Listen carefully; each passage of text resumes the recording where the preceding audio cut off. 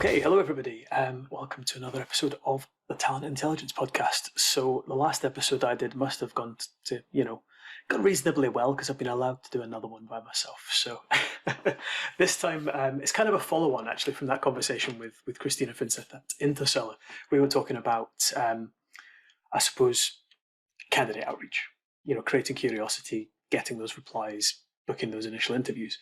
We're kind of flipping that around this time. And talking about candidates themselves. If you are a job seeker or if you are someone who's just keen to work for another company that you've kind of spotted and you've liked, how do you cut through the noise and maybe engage with a hiring team? And to do that, I am joined by Allred at Lavender. So why don't you give us the usual cheesy intro to yourself, Will, before we dive in? Well, Dave, I appreciate it, man. I'm Will Allred. I'm one of the co-founders at Lavender. Lavender is a real-time email assistant. So our product sits within your inbox and it helps you write a better email faster. The topic of today, topic of talking to hiring managers, breaking through the noise, it's something that is near and dear to my heart.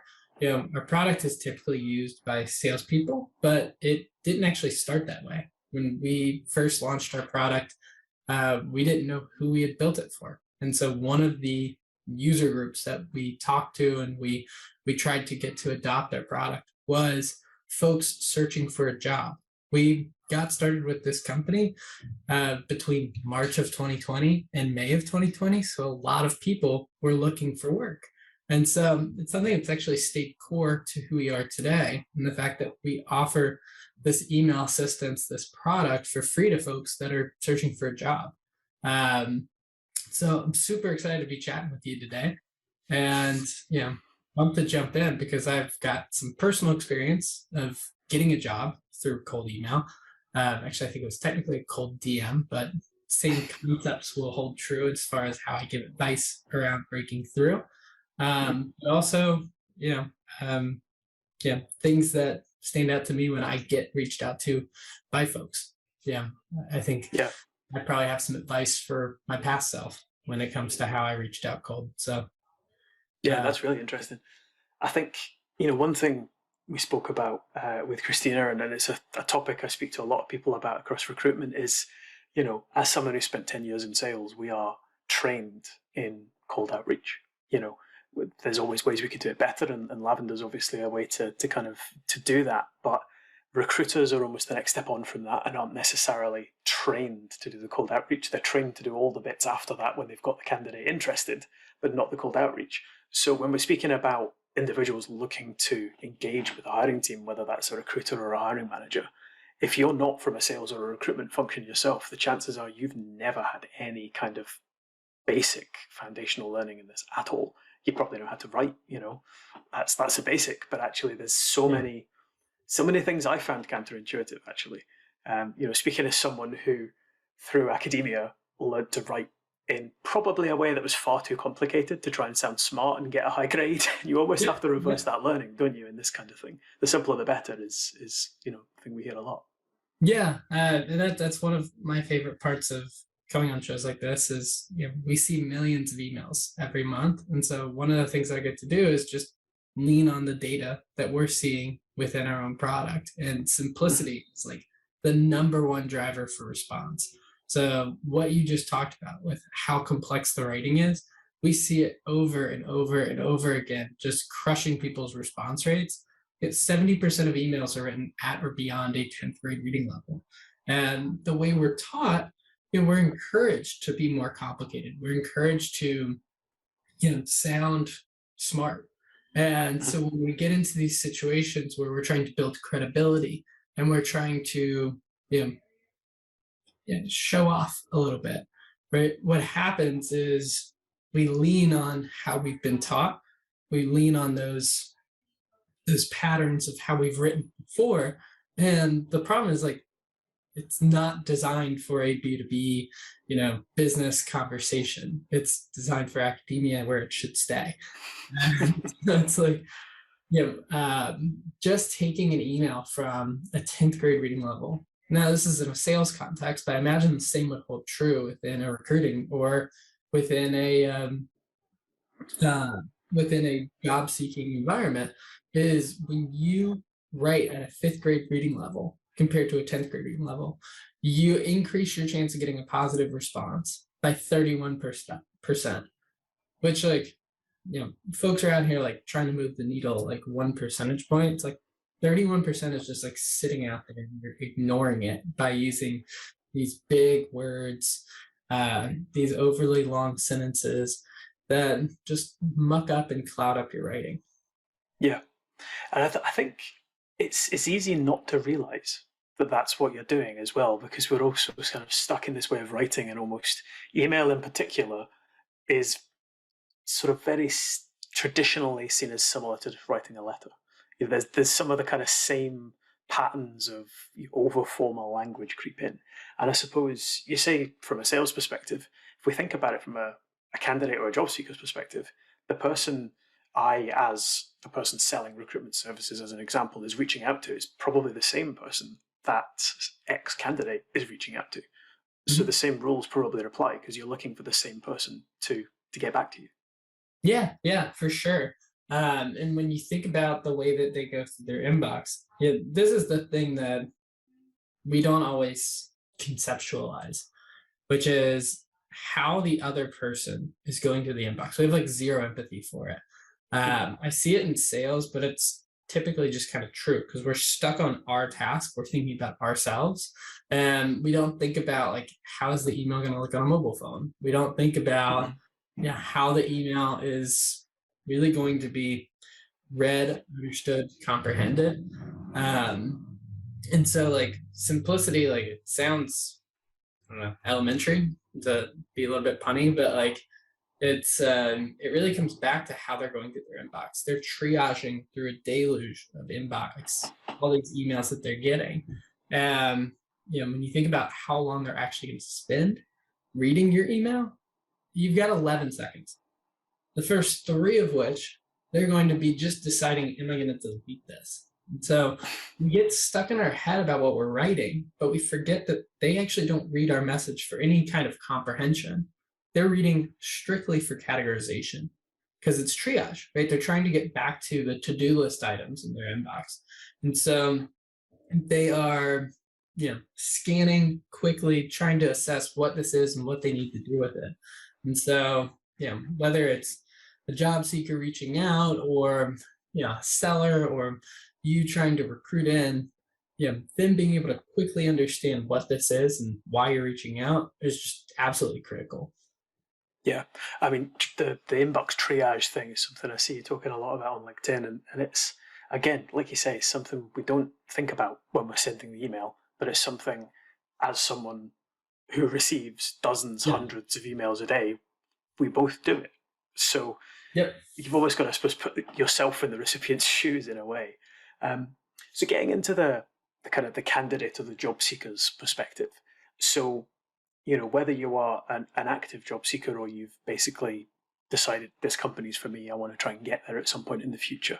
Um, we typically, as recruiters, will say, let's say there's an open sales position somewhere. We have a sales director, a VP of sales who's a hiring manager, but we might also have a talent acquisition manager who has almost kind of been given that rec by the hiring manager and said, right, go and fix that for me. Um, Mhm. so what you've got there as a candidate is, one, who do I approach? I want to get on the hiring manager's radar because ultimately they're going to be my boss, and I want them to go, okay, there's something in this.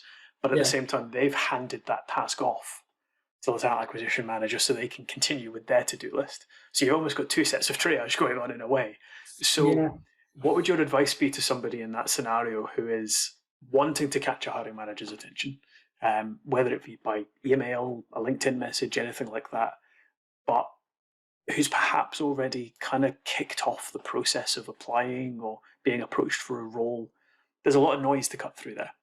Yeah. And this might not make recruiters happy, but I've always been of the mindset that you want to reach out to your future boss, not to the recruiter. I just have found that there's a little bit more receptivity, but as far as like outcomes go, you want that person who you're going to work with to be excited to work with you. I think that's just that's what's going to move the needle. Um, so yeah, the other piece that I see a lot of folks do, because I sit down with um, sellers a lot for one-on-ones, but every now and then it's a conversation around like looking for a job. How do I, approach this? One of the first things I look at is like, well, how are you approaching it today? And I see folks just like spraying and praying around like just I want to work in software sales. I want to get into tech. And it's like, dude, calm down. Like you can't reach out to everybody on the planet and expect to get a job. This is an important thing. It's probably more important, you know, you selling a product. It's where are you going to actually go work? So like what I tell folks is like, okay, narrow down your list of like where you actually want to go be. Take a hard look in the mirror on like what skill sets you bring to the table, where you're going to be a good fit, but actually like do the work to understand where you should be applying, where you want to go be, where you have passion to want to go. Bring a lot more to the table. Like one of my favorite examples is like Beyond Meat. So we're all now familiar with Beyond Meat, but at the time that I reached out, they were not nearly as popular. They hadn't like figured out the formula or anything, but they were starting to hire to like ramp up that go to market. At the time, I was working in marketing, but like I really didn't have like the tactical experience that like they needed in that role.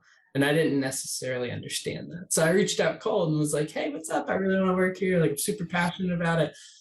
They were like, no, right? But at the same time, like, say it was, a role in which like it made a ton of sense for me to be there, like probably would have gotten a lot more conversation going. And the like, and I've seen that as well, right? Where like you reach out to a company where like you've got actual applicable experience. So like don't just like say I'm gonna go work at Tesla and just like throw it over the line, right? Actually be thoughtful about, okay, since I've worked in this world, like here's where I want to like go take my experience and like spend my time. Like, narrow it down to like a list of 10 companies. Do your research on them. Yeah, this is an important decision. So like actually, yeah, doing the hard part, the work on like understanding them, understanding their clients, understanding what they're actually trying to go accomplish. Like few do that, and if you do, you stand out above the rest. And so when you go to write a cold email, when you go to reach out, the conversation is very different. It's hey, um, I saw yeah the following like two things makes me believe that you're trying to um, sell in the following way. Like I remember one story. There's like a sales rep over at Gong now. He might have left, but like in his hiring process or like evaluation process to go work there, one of the things he did is he went and like started talking to prospective customers about like how they would perceive the company, the value of the company, and like basically ran a sales process outside of applying for a sales role there, and then came in and became a sales rep there very quickly because it was like, this person clearly wants the job. They're already doing the work. They've shown that they can do it. Those kinds of just like, what seem like Herculean efforts really aren't that hard, right? Might take you a couple hours out of your day, but if you really want to go work somewhere, like that should be the thing that you go do. Yeah. Yeah, I think it's interesting, isn't it? Because we're at a strange time for anyone who's hiring Yeah. where it's got tougher. That's the simplest way to put it. Inbound applications are hugely down. We're seeing companies fighting over smaller numbers of people. There's still a little bit of pandemic hesitancy from some people to switch roles at the moment. Yeah. So you've got companies, you mentioned Tesla, you could also throw in people like Facebook and Uber and companies who have no shortage of inbound applicants or people trying to work there. So from what you've said there, well, I think that those are the kind of companies where you have to do something like that to stand out from the crowd. Absolutely. That's the only way you're going to do it. If you're approaching a slightly lesser known company that's maybe not got quite as strong an employer brand, for example, but they're, in the field that you want to get into, you like what they do, you're the one with the control and the power at the moment, because they probably are having trouble finding people like you. So that level of personalization is just going to take that up a notch even further, isn't it? And we talk about personalization in sales. It's exactly what you've just described from It's true. engaging with a hiring manager as well. It's an interesting market right now in the sense that, like, if you're an SDR, for example, you hold a lot of power and weight in that discussion. But you think about how much they're going to pay you, you think about how quickly you can go through the hiring process. Like, there's some things that you could be doing that would just like set yourself up. Where if you take that extra step and you go through like actually getting to know the customer, well, you'll actually get a sense of, do you want to go do this? It's not just you're going to stand out above the rest, but you're actually going to have a sense of like, is this a place I want to go be? Right? Like, I'd love to see, if somebody was like, I want to come work at Lavender. Yeah. They're like, hey, I've actually like used the product. Crazy thing, right? I've thought about ways that the product can get better. I've talked to other sales reps that are using the product in ways that they like it. I've talked to sales leaders about where they see a product like this fitting in. And because of those conversations, I really want to come work here. Not, I did this because I want to show off. I did this because it like showed to me that this is the place I want to go be. And then on reverse, I see that and I'm like, that's a person that I really want at a company like mine.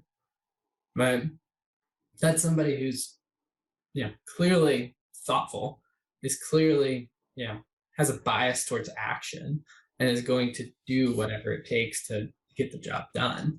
I think those are things that, it goes both ways, right? It stands out, and I'm going to be more impressed with the individual, but at the same time, like, on the flip side, like, they're going to have a better sense of the company because they did that work. And like, I know we're here to talk about like cold email, like the specific of like reaching out, but I think that like upfront work is so important. And like all that work actually fuels what the outreach should look like. Right. And 99% of people who listen to this podcast are not going to go do it. I just know that. And so like the folks that do will still continue to stand out. That's the crazy thing, isn't it? Yeah. It just comes down to, people typically won't do the work. But if you want like a basic guarantee that I will pay attention and start the conversation with you, that's a start, right? You can't fake that type of knowledge, can you? There's so much, we see it in sales all the time, the kind of what I like to call fake personalization. You've referenced which university I went to. You can fake that quite easily. But the actual due diligence, if you are really keen to work somewhere and you've done your research, because never mind anything else, it's important for you as a job seeker or as a candidate to know if it's the right place for you. Never mind, are you the right thing for them? Right. It shows. You can read through that.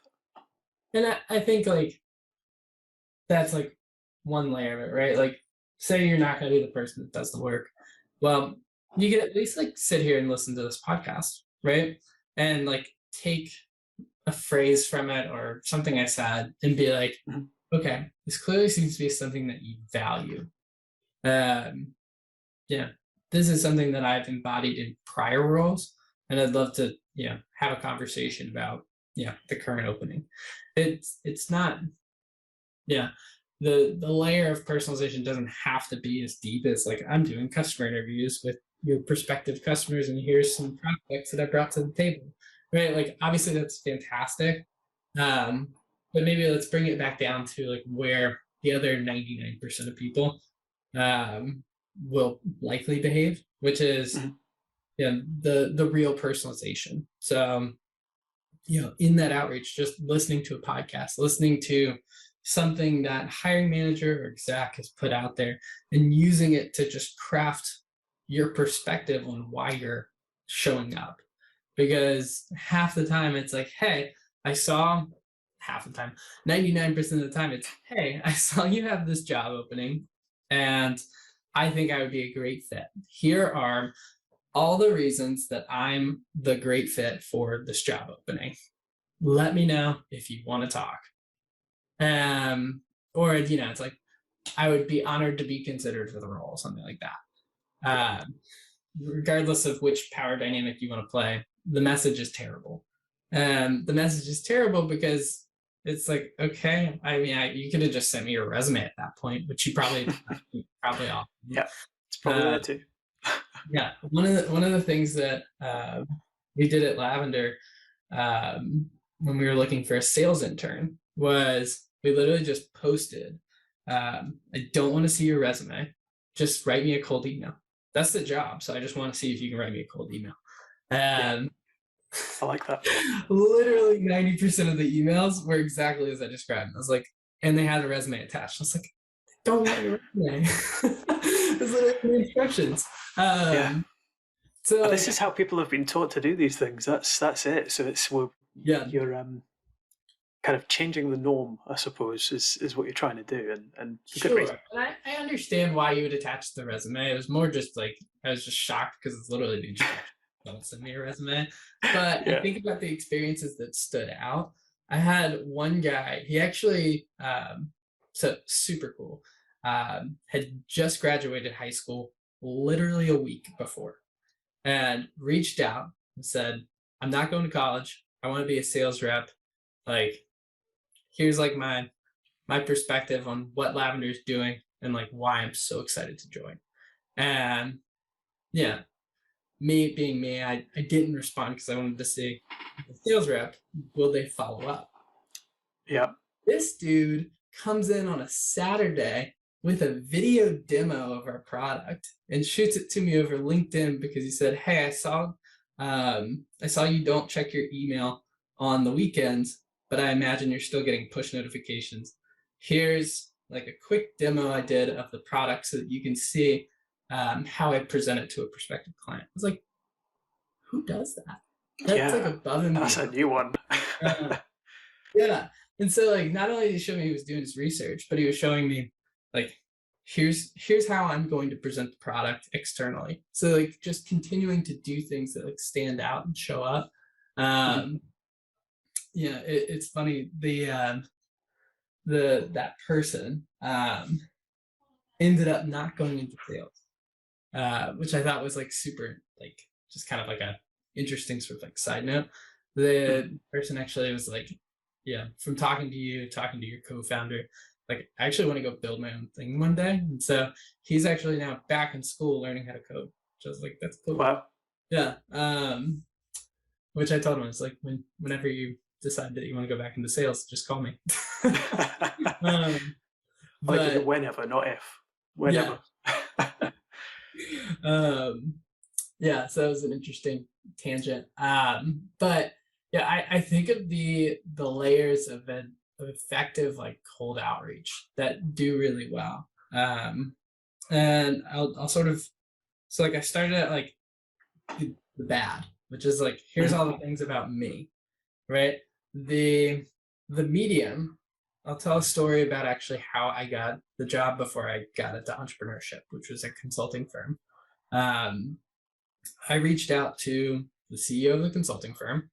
I had talked to a few people over coffee.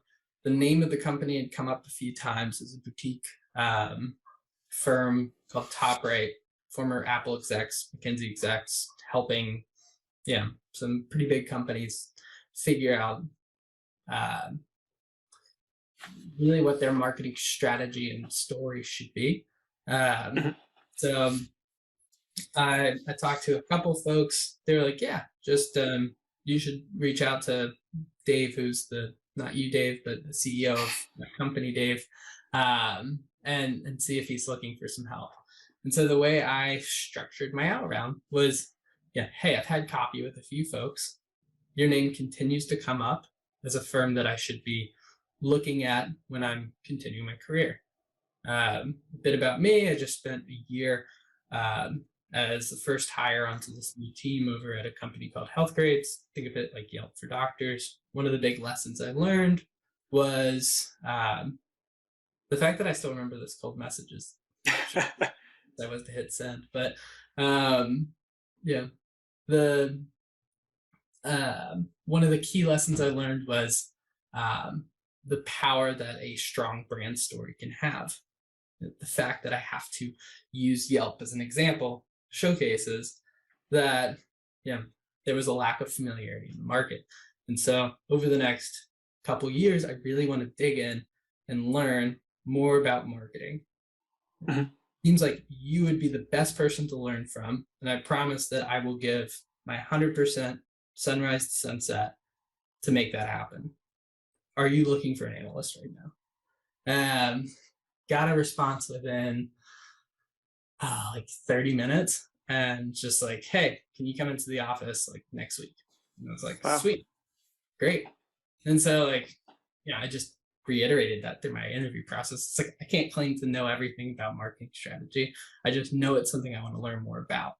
Mhm. That was true to who I was. I wasn't like trying to pretend, but Yeah. I think it was appreciated that I was like, yeah, I brought to the table, here's what I'm looking to gain from the experience. I didn't like dig into, yeah, here's all the things that I did on my resume, and like here's the things that I do, blah blah blah. It was much more of like, here's where I'm at, here's what I'm trying to learn. And so I Yeah. think it's sort of like the medium ground. If you do that, you're in a better position than if you just show up and you give me the laundry list.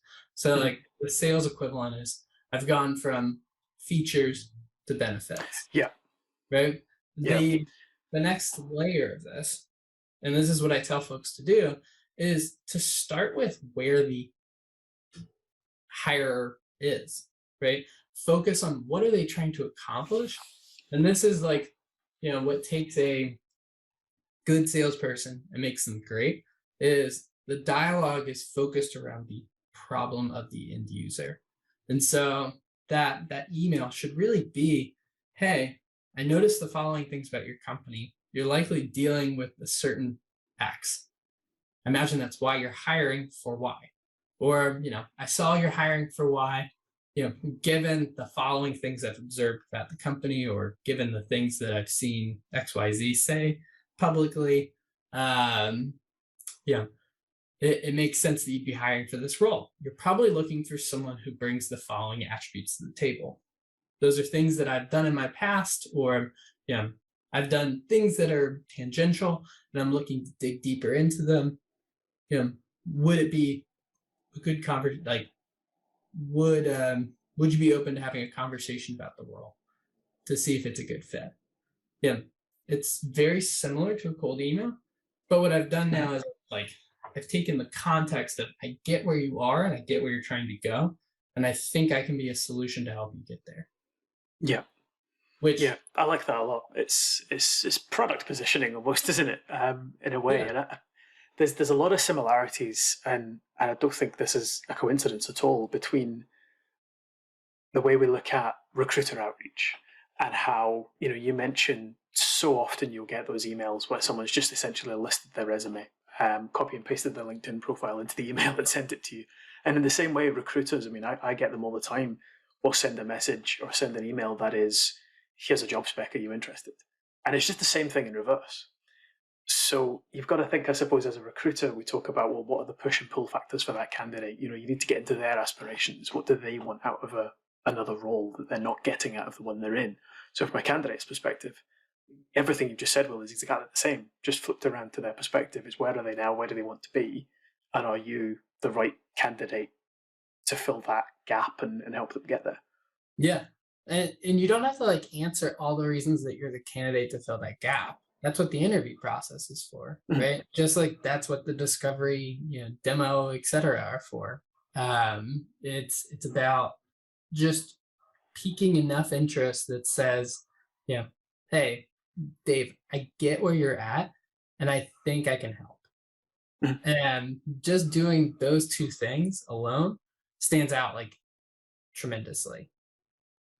Yeah, absolutely. No, I can see that completely. I think it's something people don't necessarily think about, when they're making that outreach. I think recruiting as a sector, whether that's an external company or whether it's an internal hiring manager, maybe been at fault of that in a way, in that it's such a process-driven, regimented process. Often it doesn't allow for that kind of human flavor all the time. And Yeah. that's what you're trying to inject by bringing a bit of personality to it. Yeah, exactly. Well, and you think about it too, right? Which is that um, that is a standard, like what's known in sales as a pattern break. And yeah, the pattern is typically we take in the resumes, we review the bullet points, we decide if that's someone we want to talk to. But like, let's be real about how the actual hiring process goes. You get a referral, you drop your resume has been greenlit because of the referral, and then you get a conversation. Mhm. Most jobs are happening because you get a referral. It's just, it is what it is. Um, because I'm not saying it's a good system, but it's just what we continue to see people lean on, particularly Mhm. as they're trying to find people quickly and they're trying to find people that they trust. So another thing that's really effective that like people should think about when they're trying to find a way into a company is to find a warm referral. It's something we don't do enough in the sales world, but it's Yeah. something a lot easier to do when you're looking for a job, not for a commission check. The way to approach it, right? Like LinkedIn is a very active place. And so, you look now for people who are, like the first thing I would do is I would just go to the hiring manager and see if I've got a secondary connection. And I'd reach out and I'd say, hey, Dave, I see you know Christina. Do you know Christina well enough to make an introduction for me? Right? Pretty simple, just asking, is that something you could do? Maybe you add some flavor of like, they're hiring for X role and I think I'd be a good fit. Mhm. But like, the idea is very simple. The harder one is you don't know someone. So like say I don't know you, Dave, but I see you've been engaging with Christina. Say I saw you did a podcast with Christina. Dave, I saw you did a podcast with Christina. It was super great. I'd love to um, connect further on the conversation you had with her. Um, Frankly, I saw she's hiring, and I'd love to get a third party perspective before I reach out one on one. Then, when Mhm. you have that conversation, you can just ask and be like, hey, yeah, I'm going to reach out one on one, but I was curious if you would be open to making an introduction for me. You don't lead with that, Yeah. obviously, but you have the networking prowess to like add that at the end before the call ends, where Dave, it was great to meet you. By the way, the reason I reached out was about Christina. She's hiring.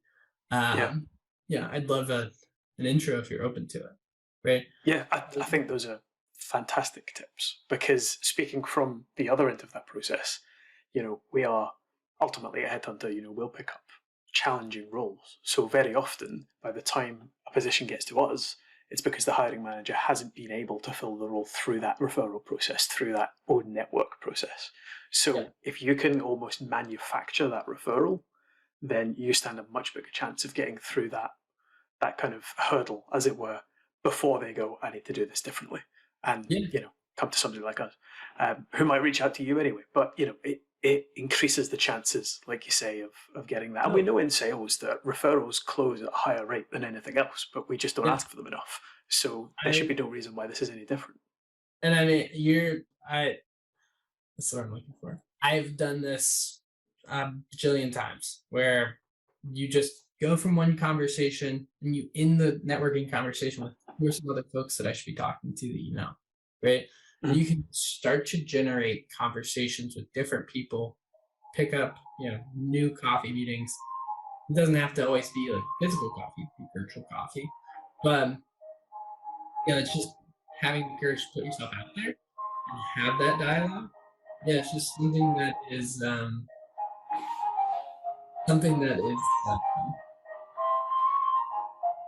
rarely done, and honestly, rarely done well. Um, but if you're just genuinely curious to get to know people, understand more about what they do and their company, people are typically open to having that dialogue. You just have to Mhm. approach it the right way. He's like, I get a ton of folks that reach out and they're like, "Hey, Will, thanks for connecting with me on LinkedIn. Like, I'd love for LinkedIn to be more than just a social profile. You want to grab virtual coffee sometime?" I'm like, okay, you probably sent this to like 500 people. Like this is, I'm not gonna grab a Yeah. virtual copy and waste my time with you. But if you like take some like time to be like, hey, just checking out what you're building, really interesting approach. Yeah, you could even just say like, really interesting approach given so many folks are helping people send more emails. You guys are focused on helping people write better emails. I'd love to have a conversation to understand more about how you came to that conclusion. Uh, it doesn't have to be like terribly intricate, right? But you're kicking off a dialogue in a way that says like, this is more than just like a spray and pray notion. I'm Yeah. actually trying to get to know you because I'm genuinely interested. The networking thing is, it's not hard if you take a genuine curiosity in other people. Yeah, completely. And that's where, I think both of us would say we're equally obsessed with LinkedIn, but it's an incredible tool for doing that because it does make it pretty easy if you do it, genuinely, rather than the spray and pray, as you say. It honestly, so one thing I wanted conversations that I wasn't necessarily ready to have. There was a time where I thought myself I wanted to go into data science. Right. This is actually an interesting lesson that might be helpful for folks as they're searching. So I had this like idea. I think I was like young, dumb. I read an article that like data scientists are getting paid like super well. And I was like, wow, data science sounds cool. Let me like investigate, see if I can like, check it out. Well, one of the lessons I like hadn't quite learned yet is like people don't necessarily want to just like train you to be a data scientist on the job. And so like via networking, I actually got myself into like some interesting interviews. I think I interviewed with was the shortest interview I've ever been a part of, but MailChimp brought me in to talk about being a data scientist. And like within 5 minutes of the interview, the hiring manager was like, so you don't know R or Python? And I was like, no, I kind of figured I'd pick it up on the roll. And they were like, what? It's like, so like you can get a bit over your skis doing the networking thing, but had I done my research beforehand and like just thought about it a little bit further, probably wouldn't have like gone down that path that far. Yeah.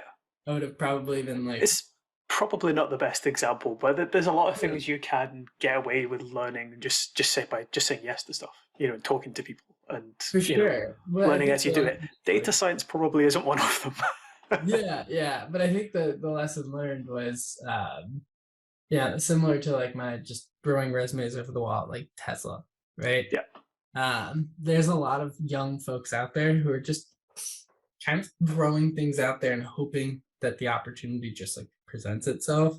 Just being a little bit more thoughtful about how you're going out there and striking up the dialogue, because like you go and you network with people, they're willing to open doors for you, they're willing to make conversations happen. And so if you are not targeted in what you do, now that I've had that experience, I'm a bit smarter about how I go and like connect people. But getting into that connection without having that like obvious coding experience, it was like an eye opener for me in the sense like I should probably be a bit more targeted in how I like think through networking and getting introduced to job opportunities. Because it was like, MailChimp's the cool, sexy Atlanta startup. I want to go work there. What do I want to go do? Data science. I don't know. All right. This is like what maybe people will learn from your mistakes then. It's something that like people in their early 20s probably do. And it's just dumb. It's just we were all there. A little too long ago now, but the advice I'd have on the back end of that is just like goes back to being targeted with where you're reaching out to, but also being targeted with how you're leveraging networking. There's nothing wrong with just grabbing coffee and getting to know somebody. You never know if like something will pop up in the future, they'll get a new job that's super interesting, by all means. But just being like very thoughtful about how you use those relationships and how you get introductions, because it's not always going to be the right introduction. No, completely. And I think that's a great point to kind of end on. But one thing I did want to ask you before we kind of finish up completely, Will, is I know you have, well, a really, really good program of giving Lavender access free to job seekers, which I think is phenomenal because it's a tool I've used myself. You know, don't want to say this is not sponsored, as they say. But do you want to tell us quickly a little bit about that and how people can go about benefiting from the platform before we finish? Yeah. If you're looking for a job and you're trying to send DMs or cold emails to get in touch, reach out to me, reach out to my co-founder. We will happily hook you up for free on the product until you find a job, and probably beyond that, because frankly, it kind of comes back to our roots of how we started. I mentioned that at the start, right? It was a group that was near and dear when we were building the product, where that digital communication really matters, and like what you're writing in that moment really matters. And there's a lot of anxiety and a lot of stress that comes with it. And when we think about what we've built at Lavender, we can cut a lot of that doubt out of your process. And so that's just like something that we've always wanted to like stay true to and stick with. So if you're looking, reach out. I'm happy to hook you up. I'm also happy to sit down and talk through your strategy if you need help. Amazing. No, sounds good. And obviously LinkedIn is probably the best place for people to find you. Is that right? It's true. Slightly ironic, but the other way that I would say is just reach out to me over email. It's will.allred@trylavender.com. Write him a cold email. Go for it. Yeah. Write me a cold email. Excellent. No, thanks very much, Will. We really, really appreciate your time. There was a load of good tips in there. I'm sure people will reach out to you if they've got any questions as well with that cold email. Not attaching a resume though. Let's not do that. Thanks very much, Will. Save me the time. Thanks, Dave.